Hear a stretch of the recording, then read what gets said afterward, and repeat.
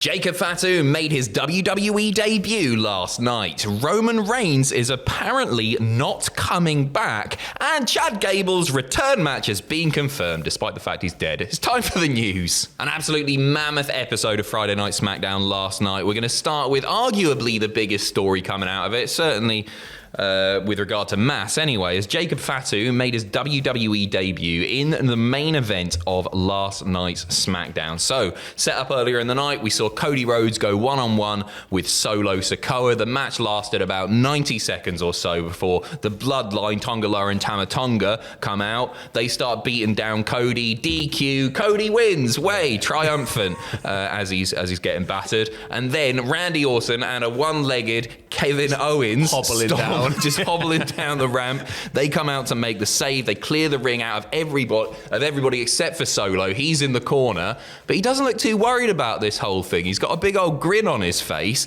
and all of a sudden, Jacob Fatu rushes the ring. He decimates all three men, puts Randy through the barricade. Cody gets hit with a massive splash off the top to the outside through the announce table, and the show ends with Corey Graves making the call. God help us all, there's a werewolf on the loose. Very effective debut. I like Stu Bennett's noises that he just made randomly throughout the whole thing as well. But I mean, what an insurance policy to have as Solo Sikoa, right? Like it's probably the one of the hottest hype debuts I think we've had in a while. We knew he's been sort of signed with the company since Mania, and it was just about waiting for when he was going to pop up. And yeah, I mean, he got to steamroll through Randy Orton, Cody Rhodes, and Kevin Owens. So it's not bad going. It's not bad going for a first night in. He is a specimen. He's something else. He's something very, very special. Explosive. Like, he is a big guy, but like with speed like you've never seen. Yeah. Like it's unreal. He's absolutely unbelievable. And Paul Heyman, looking on from the outside, not knowing what to do with himself. He received a bit of bad news earlier in the night as well. We'll talk about that now. According to Solo Sikoa, Roman Reigns is not coming back. So before this main event, there's a bit of a backstage segment. It's in Gorilla, Paul Heyman, Solo Sikoa. And Heyman told Solo about a few instructions. These are interesting bits that he had received from Roman Reigns, saying that CM Punk was off limits. Cody Rhodes was simply meant to remain until Roman can come back and take the title, so that Reigns, could go after him when he does get back. But before going to the ring, Solo Sikoa stated to an absolutely devastated Paul Heyman that Roman Reigns is not coming back. He's got like 50 Fast and Furious movies to be part of now, probably. Look at him. He's a Hollywood star. He's not coming back ever. We need a better insurance policy to counteract the insurance policy that's just come in. Heyman's going to have to do the unthinkable and rehab Brock Lesnar's image. So I think with Roman, this is very much an absence makes the heart grow fonder kind of thing. Yeah. And they're really hammering that home hard. I mean, now that we've got this 4-member bloodline, right? Jimmy's been kicked out. Roman's not there at the moment. We've got Bloodline 2.0. On the other side of things, we've got Cody, Randy, and Kevin Owens. Maybe there's a gap there. I don't think it would be Roman if he were to come back. I don't think they'd do a 4-on-4 Money in the Bank that quickly. No, but there is a gap there. I think we'll be waiting for a while, maybe until Survivor Series, until we do see Roman Reigns. He is coming back, obviously. This is storyline stuff. War Games? That's what I'm thinking. Bloodline versus Bloodline? Yeah. Old Bloodline versus new Bloodline? Get Rock in there, he'd be class in a War Games match. No, he would. He'd make it work. To do 2 people's elbows in. And a bit in the middle. So, I don't know when Roman will be back, but I think everybody, myself included, we're just desperate to see him back. I'm desperate to see babyface Roman Reigns, because they messed Roman Reigns up for the longest possible time, tried to make him babyface hero. It never quite clicked. He never truly connected. But now it's different. He's got the fans' respect. People are desperate to cheer him, and it could be incredible. The story's been so slow burn, though, that what if he just doesn't come back this year? He might not. Because, I think we've got to get to a point where Solo's really bullying Heyman. Yeah. It's not there yet. He's going to be, with Caesar being registered, you've got to think he's going to make Heyman do the big hyped intros for him. Heyman's going to become a bit of a captive. He already sort of is. He is, yeah. But, he's going to become even sort of more kind of forlorn, and everybody's going to be like, no, Paul. And then eventually we're going to get Roman back, and it's going to be absolutely huge. Again, no idea when that'll happen. You might be right. It could be Rumble next year. I fully expect to see Roman at WrestleMania next year in some sort of position, whether or not we get Roman versus Rock. And he's like, I don't have a match tonight. And he's sat with fans in his little John Cena hat. It'll be interesting to see. I really want Roman back. The thing that really it bothers me a little bit about not this storyline, because obviously they fixed Roman since 2020. How much time did we lose out on when Roman was like a full-time WWE guy and they messed him up for years and years? We could have been having this all along. But would this be anywhere near as powerful if we didn't have all of those years of just hurt? As fans, just going like, can you please stop trying to make it work? It's not gonna work. They could have done this way earlier. I think in this case it actually would. We didn't need all of that miserable booking and. What I thought about Mania 32, it was all necessary. All right. Anyway, Roman Reigns not coming back, according to Solo Sikoa. Also on Friday Night SmackDown, a huge return. He was gone for 4 days. And Drew McIntyre is indeed back. We talked about this on the news yesterday. We were like, how cool would it be if Drew McIntyre came back and just battered Punk? That's exactly what happened. Yeah, especially everybody going, he's going to go to Impact and he's going to win there. Nobody was saying that. Nobody was saying that. Drew McIntyre, if you missed it, quit WWE on Monday night. He didn't take long to come back, obviously. Returning on last night's SmackDown. So, CM Punk was interrupted mid-promo by Paul Heyman, and then the Bloodline come out, and essentially we don't get any kind of confirmation regarding his medical clearance. People are talking about a potential SummerSlam match, obviously. We don't know if that's going to happen just yet. I like the idea that he's just sort of every single time. I hope it just continues. He's like, well, what I really need to say about my health is,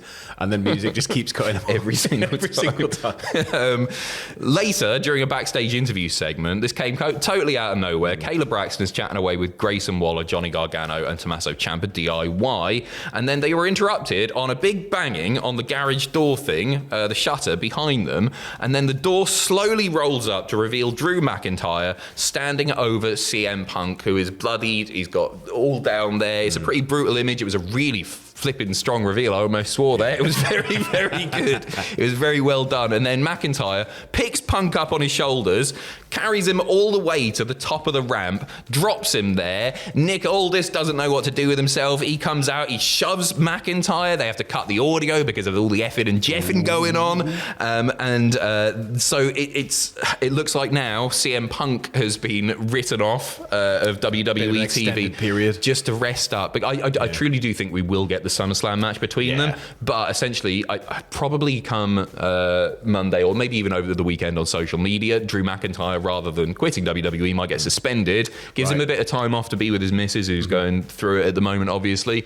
And then CM Punk can rest up a little bit more. And then after Money in the Bank, I think we get back to it and build to the SummerSlam match, because I think Punk will be ready by then. Yeah, I mean, he said that it sounds like it's promising, but obviously he couldn't make any statements until he'd seen physio and stuff. But it feels like, that's what we are building toward. This is a good chance, as you said, to just give them some time. So I think that looking at it without that on the SummerSlam card, it just feels like something to be missing, right? Yeah, for sure. Like massive, for sure. That was always the goal, was to do it at SummerSlam. And I think this feud is so hot that even if neither man appeared on WWE TV for the next 3-4 weeks, people would still be talking about it. That's what I think is going to happen. Yeah, I think that might be the case. Break, and it's like a lot of speculation up in the air. What's going to happen? How's Punk doing? Has this worsened things? Is it adding time? Is he going to be fit to compete? Yeah, he was taken away in an ambulance last night, so don't expect to see Punk anytime soon. Chad Gable is alive! Speaking of people getting absolutely brutalised backstage. It's been a rough week for certain WWE superstars. Do you think we're getting a backstage assault video game coming out or something? I'd love that. Yes, please.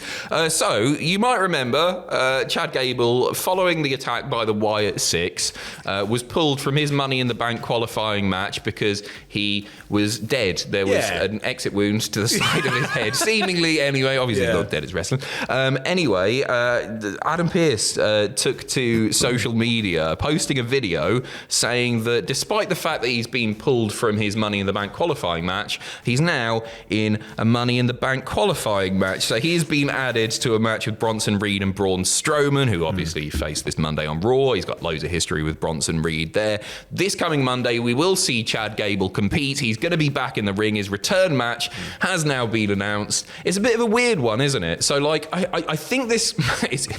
This is also daft. Right, it can work if Chad Gable is not himself, if he's changed in some way. I don't want to see spooky Chad Gable or anything like that. I want to see Wrestling Machine Chad Gable. Yeah, there was all the talk that, like, back then with The Fiend, that The Fiend would revert you, right? You'd go back a step in terms of character. Not Shorty G, please don't say it. What if we get Shorty G? That's what the people want. I knew you were going there. Yeah, so it'll be interesting to see his presentation come Monday. I honestly thought that he might be off TV for a little while, so this is a bit of a surprise, and it looks as though plans have changed. I don't think you pull somebody from a Money in the Bank qualifier and then just put them there. I expect Chad Gable, it looks like maybe they really want him in the Money in the Bank match, right? He'd be a hell of a briefcase holder, right? Like, he's really come on leaps and bounds. His character works fantastic. Like, obviously in ring he's unreal. I think, is he the right person to hold it? Maybe there are other people, but I think he'd do wonders with it, wouldn't he? I think even if he weren't to win that match, he would do more than impress in the match itself, the Money in the Bank match itself. It's a curious one. I'm not quite sure what to make of it, but it's a decent sell for Raw, because I want to see what Chad Gable's like now. We'll see. Now that he is definitely alive, we're going to finish off. Levitates down to the ring somehow. We finish off with a quick bit of NXT flavoured news regarding Gigi Dolan. She has been out of action since March. She faced Ariana Grace on NXT TV, and then shortly after it was reported, and I don't think it came from that match, but it was reported that she was going to be out of action for the foreseeable. According to the Wrestling Observer newsletter, the injury keeping her out of action is said to be a torn ACL, so recovery time on this could be anywhere from about 3 months to about a year, depending on the severity, whether or not it needs surgery. We'll give you more when we get it, obviously, but we send our very best to Gigi Dolan. We'll be back with more news. We've got something big to talk about, obviously, which the comment section is going to be a lot of fun on. You know what it is already, don't you? We'll see you in a couple of hours. In a bit.